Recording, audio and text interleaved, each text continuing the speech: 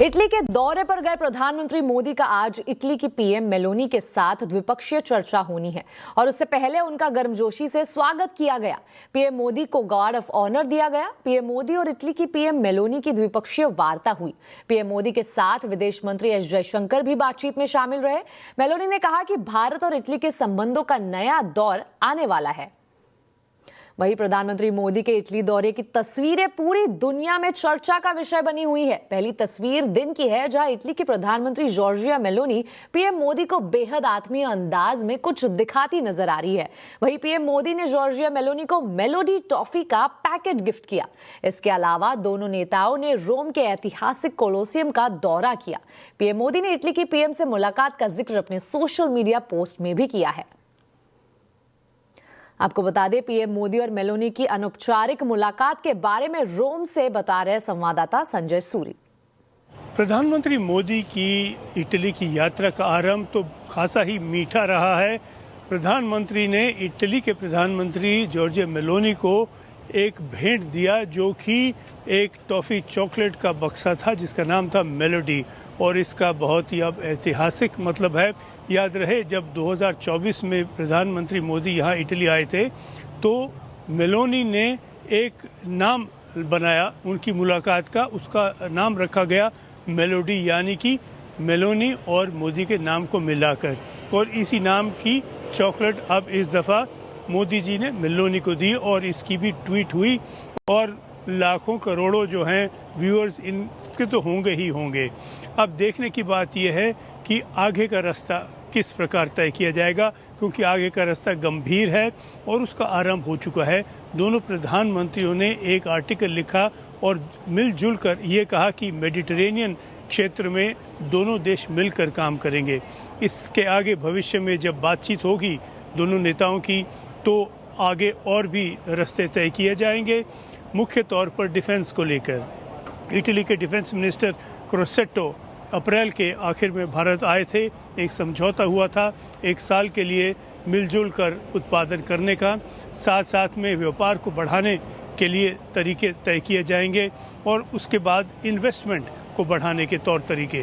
तो अब जो गंभीर बातें हैं वो शुरू हो रही हैं, और जब तक ये संपूर्ण नहीं होती, जब तक कोई पक्का बुनियाद नहीं बनता, तब तक मिठास तो अपनी जगह है, लेकिन असली मिठास तो तब आएगी जब संबंध एक जड़ पकड़ लेंगे, राजनीतिक तौर पर और आर्थिक तौर पर। प्रधानमंत्री मोदी इस वक्त यूरोप के दौरे पर है और देश में सियासी तूफान खड़ा हो गया। राहुल गांधी ने आरएसएस, पीएम मोदी और अमित शाह पर विवादित बयान दिया है। राहुल गांधी के आपत्तिजनक बयान के बाद बीजेपी ने राहुल पर हमला तेज कर दिया है। बीजेपी ने कहा है कि राहुल गांधी पाकिस्तान की भाषा बोल रहे हैं। मैंने खुल के कहा है कि नरेंद्र मोदी, अमित शाह संविधान पर आक्रमण कर रहे हैं। तो संविधान को नष्ट करता है, उसको आप क्या कहोगे? उसको क्या कहोगे? गद्दार कहोगे। वो जाकर मेलोनी जी के साथ टॉफी खा रहे हैं और वीडियो बना रहे हैं जैसे मजाक चल रहा है। वापस आएंगे, आप देखना क्या होता है। वहीं बीजेपी ने राहुल पर पलटवार किया है और कहा है कि राहुल गांधी पाकिस्तान की भाषा बोल रहे हैं। राहुल गांधी जी, आपका बयान बहुत ही दुर्भाग्यपूर्ण है। आपने केवल नरेंद्र मोदी का ही अपमान नहीं, आपने देश की 140 करोड़ जनता का अपमान किया है। लेकिन शायद आप पुरानी चीज़ों से सबक नहीं सीखते हैं। देश की जनता ने जब आपने आदरणीय नरेंद्र मोदी जी का अपमान किया है, तब इस देश की जनता ने नरेंद्र मोदी को जीत दिया है। देश की जनता ने जीत का माला नरेंद्र मोदी को पहनाने का काम किया है। तो आने वाले समय में भी आपको इस बयानों के लिए, दुर्भाग्यपूर्ण बयानों के लिए निश्चित रूप से बड़ी कीमत चुकानी पड़ेगी। बढ़ते हैं अगली खबर की ओर। ऑनलाइन दवाइयों की बिक्री को लेकर आज देश भर में लाखों मेडिकल स्टोर्स बंद रखे गए। All India Organisation of Chemist and Druggist का आरोप है कि कई ऑनलाइन दवा कंपनियां बिना प्रिस्क्रिप्शन की दवाइयां बेच रही है। संगठन का कहना है कि कुछ युवा इन दवाइयों का गलत इस्तेमाल कर रहे हैं और नशे के लिए ऑर्डर कर रहे हैं। इस मुद्दे को लेकर अहमदाबाद में बंद का क्या असर रहा और मेडिकल स्टोर्स की क्या स्थिति रही, इसका जायजा लिया है हमारे संवाददाता केतन जोशी ने। पूरे देश में इसी तरह 12.5 लाख मेडिकल स्टोर है वो आज बंद है, क्योंकि ऑनलाइन वर्सेस ऑफलाइन का खेल है और एसोसिएशन का आरोप है कि इसमें अवैध दवाइयों की बिक्री भी ऑनलाइन के जरिए होती है। जसू भाई बताइए, आज तो आपने ये बंद सफल कर दिया, लेकिन आगे की रणनीति क्या रहने वाली है? हम 8 साल से सरकार को काफी जगह पे बात किया है और हमको जब तक डॉक्टर मनसुख भाई मांडविया थे तब तक ऑफिशियल ऑनलाइन को परमिशन नहीं दिया, लेकिन कोरोना काल दरमियान संक्रमण न फैले इसके हिसाब से एक ड्राफ्ट नोटिफिकेशन हुआ जो ऑफिशियल गैजेट नहीं हुआ है, तो संक्रमण ना हो, लोगों को डोर डिलीवरी मिले, उसका वही कारण था केंद्र सरकार का। लेकिन आज काफी साल बाद जब कोरोना चला गया फिर भी गैर कानूनी तरीके से ऑनलाइन का जो व्यापार हो रहा है, युवा धन को आज बर्बाद हो रहा है, क्योंकि 2047 में युवा देश के सर्वोच्च पे होंगे और देश आज 21वीं सदी की ओर जा रहा है। तो आज युवा धन को अल्प्राजोलम से लेके डायजेपाम, नाइट्राजेपाम, क्लोनाट्रिनाजोल, कोडिन सिरप जैसी दवाइयां खुलेआम ऑनलाइन के अंदर विदाउट प्रिस्क्रिप्शन की आगे क्या होगा? आगे हमने आज 1 दिन का बंद किया है। हमको विश्वास है जिस तरह से हमने पीयूष गोयल जी को मिले, उन्होंने जो आश्वासन दिया है, हेल्थ मिनिस्टर के पास टाइम नहीं था, उनकी 4 दिन की कुछ विदेश यात्रा थी, लेकिन उन्होंने जो विश्वास दिया है कि 10 दिन के अंदर एक पॉजिटिव मीटिंग मिनिस्टर के साथ, शायद अच्छी तरह से ऑफिसरों के साथ होगी और गैर कानूनी जिस तरह से ऑनलाइन चल रहा है उसके ऊपर एक्शन भी आएगा। डुप्लीकेट के लिए बड़ा कानून बनेगा, लोगों के स्वास्थ्य के साथ छेड़ा ना हो, युवा धन अच्छी तरह से देश में काम करे। तो एक तरह से हम कह सकते हैं कि अगर सरकार की ओर से और एसोसिएशन की ओर से समाधान हो जाता है तो जो करोड़ों आम मरीज है उनके लिए भी ये अच्छी खबर होगी। केतन जोशी, अहमदाबाद। चलिए अब देखते कैसे रहा है आज के बाजार का हाल। शुरुआती दबाव के बाद बाजार में जोरदार रिकवरी देखने को मिली और दिन के निचले स्तरों से संभलते हुए सेंसेक्स और निफ्टी बढ़त के साथ बंद हुए। मिड कैप और स्मॉल कैप शेयरों में भी मजबूत खरीदारी रही है, जिससे दोनों इंडेक्स दिन के ऊपरी स्तरों के करीब बंद हुए हैं। कैसे रहा है आज के बाजार का हाल, बता रही है कंचन नौटियाल। तो हफ्ते का तीसरा कारोबारी दिन शुरुआती गिरावट के बाद हमने देखा है कि बाजार में अपने लोअर लेवल से एक रिकवरी का जो सिलसिला है वो आता हुआ दिखाई दिया है। Nifty, Sensex, mid cap, small cap अच्छी खासी जो बढ़त है यहाँ पे देखने को मिली है। मिड कैप और स्मॉल कैप में तो अच्छा खासा गेन जो है आज के सत्र में देखा गया है। इसके अलावा ऑयल एंड गैस सेक्टर की बात करें, डिफेंस की बात करें, तो वहाँ पे भी जो मोमेंटम है हमें शानदार साइड में आता हुआ दिखाई दिया है। ऑटो में अच्छा बेस बना हुआ था, ऑयल एंड गैस करीबन 1.5% की तेजी, रियलिटी में वापस से एक बाउंस बैक आता हुआ दिखाई दिया है। कैपिटल मार्केट भी अच्छी तेजी के साथ बंद हुए हैं। स्टॉक स्पेसिफिक अगर बात करी जाए तो निफ्टी में सबसे पहले देखिए रिलायंस, यहाँ पे करीबन 3% का इजाफा देखने को मिला है। हिंडाल्को, बजाज ऑटो और बजाज फिनसर्व में भी अच्छे खासे गेन्स जो है देखे गए हैं। लूजिंग पॉकेट की बात करी जाए तो बीएल, टेक महिंद्रा, इटर्नल और टाटा स्टील थोड़ी सी लोअर ट्रेजेक्ट्री में जाके बंद हुए हैं। इसके अलावा ऑयल एंड गैस में एक अच्छा खासा रुझान बना हुआ था, एक जो ग्लोबल वॉलेटिलिटी है उसका रिएक्शन यहाँ पे देखने को मिला है। और साथ ही साथ अगर हम बाकी के सेक्टर की बात करें तो फार्मा शेयर्स में अच्छी खासी जो तेजी है वो आज के सत्र में देखी गई है। भारतीय रुपए में गिरावट का दौर जारी है। कच्चे तेल की कीमतों में उतार चढ़ाव हो या विदेशी निवेशकों की बिकवाली, इन सब की वजह से रुपए पर भारी दबाव है और ये रोज रोज ऑल टाइम लो छू रहा है। रुपए में कब तक दिख सकती है ये गिरावट, जानते हैं मनीषा गुप्ता से। मनीषा जी, रुपए में लगातार गिरावट के पीछे आखिर सबसे बड़ी वजह क्या है, बताइए। रुपए की गिरावट यहाँ पर रुकने का नाम ही नहीं ले रही है। आज ऑलमोस्ट 97 तक हमने यहाँ पर भाव जाते हुए देखे। ऑल टाइम लो अब 96.96 तक का यहाँ पर बन चुका है और जिस तरह की आज की गिरावट है उसके बाद हमने करीब 8% की गिरावट रुपए में अब इस साल में बनते हुए देखी है। 89.96 से ये साल शुरू हुआ था और हम 96.96 का लो यहाँ पर बनाते हुए नजर आए हैं। अगर पिछले 1 साल की बात की जाए 12 महीने की, तो 13.5% की गिरावट यहाँ पर रुपए में दर्ज फिलहाल हुई है। काफ़ी सारे रीजंस हैं जिनका लगातार प्रेशर यहाँ पर रुपए पे है। एक तो ये कि यहाँ पर हमने लगातार इक्विटीज़ में बिकवाली आते हुए देखी है, FIIs का आउटफ्लो है। यहाँ पर भारत में जिस तरह से हम 85-90% अपने कच्चे तेल की रिक्वायरमेंट इंपोर्ट करते हैं, वहाँ पे जो करंट अकाउंट डेफिसिट है या इंपोर्ट बिल है वो लगातार बढ़ता हुआ नजर आया है। काफ़ी हद तक कच्चा तेल क्योंकि 110 के ऊपर यहाँ पर आसपास स्थित है, उसका असर लगातार यहाँ पर रुपए पे बनता हुआ दिखा है। इसी के साथ मार्केट्स को ऐसा भी लगता है कि RBI की जो इंटरवेंशन है रुपए में वो बहुत ही लिमिटेड होती हुई नजर आ रही है। मार्केट्स कहते हैं कि हम यहाँ से 97.5, 98 तक भी रुपए को जाता हुआ देख सकते हैं, लेकिन वहाँ पर बहुत ही ओवरसोल्ड टेरिटरी में रुपया चला जाएगा। और अगर वेस्ट एशिया कॉन्फ्लिक्ट का कोई यहाँ पर रेजोल्यूशन निकलता है तो रुपए में अप्रिसिएशन भी उसी तेजी से होगा। कई लोग मानते हैं कि 93, 94 तक हम रुपए को यहाँ पर वापस आता हुआ देखेंगे। As of now of course बाजार में अनसर्टनिटी है और जिस तरह का रुझान है मार्केट्स में और प्रेशर शायद यहाँ पर रुपया लगातार बनता हुआ देख सकता है। मनीषा जी बहुत बहुत शुक्रिया इस पूरी जानकारी के लिए। अमेरिका की बॉन्ड यील्ड हो, ब्रेंट का भाव या फिर बड़ा सवाल क्या AI बबल है?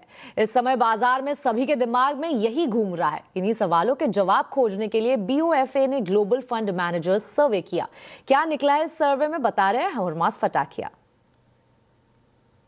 एक काफ़ी इंटरेस्टिंग सर्वे आया है बैंक ऑफ अमेरिका का और हर महीने ये सर्वे करते हैं। इस महीने उन्होंने 200 फंड मैनेजर्स को 8 और 14 मई के बीच कई महत्वपूर्ण सवाल पूछे और ये सारे फंड मैनेजर्स जो है लगभग $500 बिलियन से ज़्यादा के एसेट्स जो है मैनेज करते हैं। सबसे पहला सवाल जो फंड मैनेजर से पूछा गया कि बाजार के लिए सबसे बड़ी रिस्क क्या है, 40% फंड मैनेजर्स ये मानते हैं कि महंगाई का दोबारा लौट कर आना बाजार के लिए सबसे बड़ी रिस्क होगी। जियोपॉलिटिक्स और बॉन्ड यील्ड्स जो है वो बाद में आते हैं। अब अगर बात करें कच्चे तेल की तो कीमतें अभी भी $100 के ऊपर बनी हुई है, लेकिन केवल 7% फंड मैनेजर्स ये मानते हैं कि साल आते आते या अगले 12 महीनों में तेल की कीमतें $100 से ऊपर बनी रहेंगी। 45% ये मानते हैं कि $80 से $90 और 23% फंड मैनेजर्स $70 से $80 के बीच की रेंज का कयास लगा रहे हैं।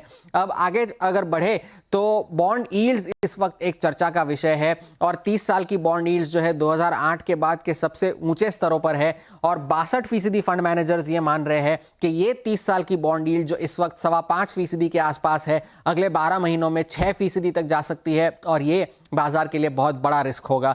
पिछले कई महीनों से हम एक और सवाल पूछते आ रहे हैं कि क्या AI के स्टॉक्स बबल में है या नहीं। फंड मैनेजर से भी ये सवाल पूछा गया और बिल्कुल डिवाइडेड ओपिनियन आया है। 40% हाँ कह रहे हैं जबकि 50% कह रहे हैं कि AI के स्टॉक्स बबल में नहीं है। वो कौन सी ऐसी जगह है जहां पर फंड मैनेजर्स अपना पैसा लगा रहे हैं? इक्विटीज में तो लगा ही रहे हैं, industrials, health care, banks, telecom, US के बाजारों में अपने पैसे लगा रहे हैं, लेकिन कैश एक ऐसा सेगमेंट है जहां पर वो अंडरवेट है। बॉन्ड्स में वो अंडरवेट है, जापान के बाजारों में वो अंडरवेट है, यूरोजोन पर स्टेपल्स, डिस्क्रिशनरी, रीट्स, इन सारे सेगमेंट्स में फंड मैनेजर्स जो है अंडरवेट है। एक इंटरेस्टिंग सर्वे बोफा का 2 बड़े टेकअवेज इस सर्वे से निकल कर आते हैं कि तेल नहीं बल्कि तेल की वजह से होने वाली महंगाई एक बड़ा रिस्क है बाजार के लिए और अभी भी 50% फंड मैनेजर्स ये मान रहे हैं कि AI के स्टॉक्स बबल में नहीं है। 4 में रिटायरमेंट के बाद ज्यादा आर्थिक सुरक्षा देने के लिए अटल पेंशन योजना में बड़ा बदलाव हो सकता है। पेंशन रेगुलेटर PFRDA ने योजना के तहत मिलने वाली अधिकतम पेंशन राशि बढ़ाने की सिफारिश की है। इसके लिए वित्त मंत्रालय को प्रस्ताव भेजा गया है। इस पर ज्यादा जानकारी के लिए PFRDA के चेयरमैन S रमन से हमारे संवाददाता आलोक प्रियदर्शी ने खास बातचीत की। सर, CNBC आवाज में आपका स्वागत है। सर, सबसे पहला सवाल कि आप लोग जिस तरह से अटल पेंशन योजना के तहत जो मिनिमम मैक्सिमम दोनों राशि है उसको बढ़ाने की बात कर रहे हैं, उसको लेकर क्या अभी तक प्रोग्रेस है? ये बढ़ाने की बात नहीं हुई जी। ये हम लोगों को फीडबैक जरूर मिला है। जो हमारे बैंकर साथी हैं जो एक्चुअली ये कस्टमर्स को ये जो योजना पकड़ाते हैं उनसे बात करते हैं, उनकी फीडबैक मिलती है। जो कस्टमर्स ऑलरेडी अटल पेंशन योजना के कस्टमर्स हैं उनकी अगर मान लीजिए कंट्रीब्यूशन नहीं आती तो उनसे बातचीत होती है। तो एक ये मुद्दा उठ के आया है कि काफी सारे लोग जो हैं वो 1000 रुपीज की ब्रैकेट में हैं, जबकि आपकी 5000 तक भी पेंशन की एक योजना है, बट 1000 में ज्यादातर लोग हैं, करीब 80% लोग जो 1000 की ब्रैकेट में हैं। इसको हम लोग कैसे बढ़ाएं, ये बात उठ के आई है। तो 5000 से अगर आप ऊपर देखें तो वो तो बहुत दूर की बात है, टाइम लगेगा इसमें। ऐसा नहीं है कि आप इन चीजों को एक जल्द से आप इसमें डिसीजन ले सकते हैं। और ओवरऑल अटल पेंशन योजना के तहत आप जो सब्सक्राइबर की संख्या है वो कैसे देख रहे हैं अगले साल? इसमें तो बढ़त तो हो रही है। कितनी बढ़त हो रही है, कितनी उम्मीद? देखिए 18-20% की बढ़त तो हो ही रही है और हम चाहते हैं कि अगर लोग 1000 रुपए के ब्रैकेट में ही आए तो बहुत अच्छी बात है। एक बार एक स्कीम में आदमी आ जाते हैं तो उनका हौसला बढ़ता है कि भाई ये स्कीम अच्छी है, हमारी उसमें पैसे की बढ़त हो रही है। इंडियन सेमीकंडक्टर मिशन की समय सीमा खत्म हो रही है। इससे बेहतर रिस्पांस को देखते हुए इंडस्ट्री दूसरे चरण में इसकी अवधि 10 साल से ज्यादा बढ़ाने की मांग कर रही है। इस पर Indian electronics and semiconductor association के प्रेसिडेंट अशोक चांडक से बात की है असीम मनचंदा ने। पहले तो आपको क्या लगता है कि जो करंट पीरियड है सब 1.2 का, उसको बढ़ाने की जरूरत है या आपको लगता है कि अभी फिलहाल वो काफ़ी है या कुछ और अतिरिक्त साल तक आपको चाहिए? देखिए, सेमीकंडक्टर मैन्युफैक्चरिंग एक लॉन्ग हॉल बिजनेस होता है और सरकार का इसमें पूरा सपोर्ट है और मेरा ये मानना है कि ये जो पॉलिसी है ये 3 साल, 5 साल, 10 साल इससे कोई महत्व नहीं रखता। इम्पॉर्टेंट पॉइंट ये है कि ये कंटिन्यूटी ज़रूरी है इसमें। तो हमारा ISM 1.0 जो बोला जाएगा वो तो कंप्लीट हो गया, 5 साल हो गए, नया पॉलिसी बनेगा। अब नया पॉलिसी 5 साल बने या ज़्यादा बने वो तो बनता रहेगा, लेकिन गवर्नमेंट का इस पे ध्यान होना चाहिए कि ये लॉन्ग हॉल पे चलता रहे। अगर 5 साल का बने तो उसके आगे भी और कंटिन्यूटी रहे। कंटिन्यूटी बहुत ज़रूरी है इसके लिए। और अभी तो हमने जो पहले 5 साल में जो काम किया है वो काफ़ी अच्छे से काम हो गया है। इसमें हमारे 12 प्लांट के अभी कंफर्मेशन हो गए, उसमें 2 प्लांट तो मैन्युफैक्चरिंग में जा चुके। तो हम सिर्फ विजन पे लिमिटेड नहीं है, हमारा विजन अभी एग्जीक्यूशन में गया और एग्जीक्यूशन हमारा अभी आउटकम में जा रहा है। चलिए बढ़ते हैं अगली खबर की ओर। उत्तर भारत में भीषण गर्मी ने आग लगा रखी है। दिल्ली से लेकर उत्तर प्रदेश, राजस्थान, हरियाणा और पंजाब तक पूरा उत्तर भारत मानो हीट चेंबर में बदल चुका है। जहां दिल्ली में तापमान 45 डिग्री के पार पहुंच गया है, वहीं उत्तर प्रदेश के बांदा में 48 डिग्री सेल्सियस के साथ इस समय देश का सबसे गर्म शहर बन गया है। आने वाले दिनों में हालात और खराब होने वाले हैं। इस गर्मी से लोग कैसे बच रहे हैं, आइए दिखाते हैं आपको। एक बात बताइए, इतनी गर्मी है तब भी आप लोग घूमने का मजा नहीं छोड़ रहे हैं? या हम नहीं छोड़ रहे क्योंकि घूमना तो अच्छा रहता है, बट जैसे India Gate has you all know like it's very famous and here you also know the temperature is very hot, like almost like 44 degree and like if you compare other place like Mussoorie and Uttarakhand and Nainital, the temperature is like 35 and 40। गर्मी से बचने के लिए क्या क्या कर रही हैं इस वक्त? बस छाछ, दही वगैरह, जूस वगैरह ले रहे हैं। कैसे बचने की कोशिश कर रही हैं गर्मी से? फिलहाल तो एक स्टॉल लेके काम चला रहे ताकि धूप से बच सके। बहुत ही ज्यादा गर्मी होने के कारण एनर्जी ही नहीं है हमारे बॉडी में। जी, घर में ज्यादा गर्मी थी कि यहाँ पे ज्यादा गर्मी है? यहाँ पे हैंडल नहीं हो पा रहा हम लोग से। इतनी गर्मी है कि एसी भी काम नहीं कर रहा है? नहीं कर रहा सर काम। जी हाँ, तो देखिए अधिकतर लोगों से जिससे हमने बात की उनका यही कहना है कि भाई इतनी गर्मी है कि एसी भी फेल हो चुका है। तो इसलिए कोशिश ये करें कि अपना ख्याल रखें, घर के अंदर ही अधिकतर रहें।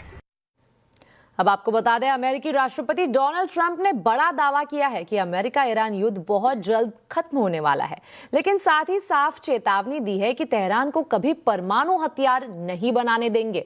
ट्रंप ने ईरानी नेगोशिएटर को 72 घंटे का अल्टीमेटम देते हुए कहा है कि अगर 2 से 3 दिन में शांति समझौता नहीं हुआ तो अमेरिका फिर से बड़े सैन्य हमले शुरू कर देगा।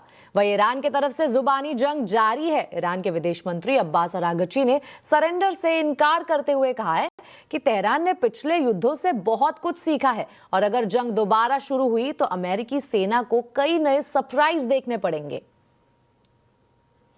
और अमेरिका ईरान जंग से पूरी दुनिया में आर्थिक तूफान का खतरा है, लेकिन सरकार और विपक्ष एक दूसरे पर लड़ रहे हैं। आज हम आवाज अड्डा में इसी पर चर्चा कर रहे हैं। आर्थिक तूफान, सियासी घमासान। जरूर जुड़िए शाम 7:57 पर। बढ़ते अगली खबर की ओर। मेटा ने बड़े स्तर पर छटनी शुरू कर दी है। आज सुबह कंपनी ने 8000 लोगों को नौकरी से निकाल दिया। इसकी जानकारी कर्मचारियों को ईमेल के जरिए मिली जो सुबह 4 बजे भेजा गया था। पहले कंपनी ने कर्मचारियों को घर से काम करने का निर्देश दिया, जिसके बाद छटनी के ईमेल आने शुरू हो गए। बीते सप्ताह सिस्को ने 4000 लोगों को बाहर निकालने की जानकारी दी थी। वहीं माइक्रोसॉफ्ट, अमेजॉन भी हाल ही में छटनी कर चुके हैं। इधर टेक सेक्टर के बाद फाइनेंशियल सेक्टर पर भी एआई का कहर नजर आ रहा है। छटनी करने की लिस्ट में अब British multinational bank standard chartered का भी नाम जुड़ गया है। बैंक ने 15% से ज्यादा कर्मचारियों की छटनी का ऐलान किया है, जिसका मतलब लगभग 7,800 कर्मचारियों पर छटनी की तलवार लटकेगी। कंपनी एआई को बिजनेस मॉडल में लागू करके इंसानों पर निर्भरता कम करने की दिशा में तेजी से काम कर रही है।